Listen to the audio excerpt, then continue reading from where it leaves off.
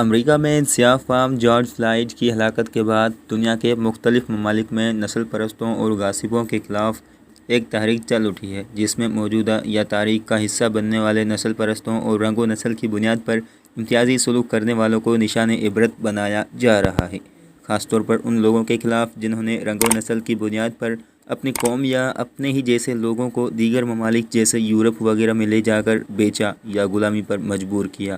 ان کے خلاف مہم شروع ہو چکی ہے۔ اسی تحریک کے تناظر میں بھارت میں ہندوتوا سوچ کے حامی اور مسلمانوں اور چھوٹی ہندو ذاتوں سے نفرت کرنے والے بھارتی رہنما موہن داس کرم چند گاندھی کے مختلف ممالک میں نصب کیے گئے مجسموں کے خلاف ایک تحریک کا آغاز ہو چکا ہے، جس کے تحت برطانیہ میں نصب کیے گئے گاندھی کے مجسمے کا نامعلوم افراد نے منہ کالا کر دیا ہے۔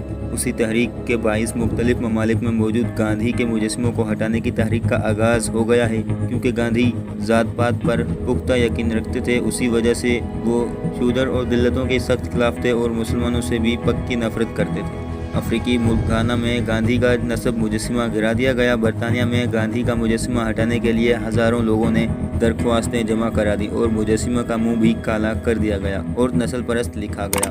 اب مجسمہ کو نقصان سے بچانے کے لیے حفاظتی دیوار بنا دی گئی ہے۔ امریکی دارالحکومت واشنگٹن میں بھارتی سفارت خانے کے باہر نصب گاندھی کے مجسمے پر بھی رنگ لگا دیا گیا اور اس مجسمے پر لکھا گیا کہ گاندھی ریپسٹ تھے، یعنی کہ عزتیں لوٹنے والا لکھا گیا ہے۔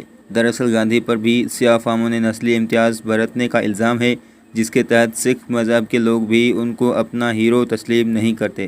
گاندھی کو اپنا لیڈر صرف وہی لوگ مانتے ہیں جو ہندوتوا نظریے کے حامی ہیں۔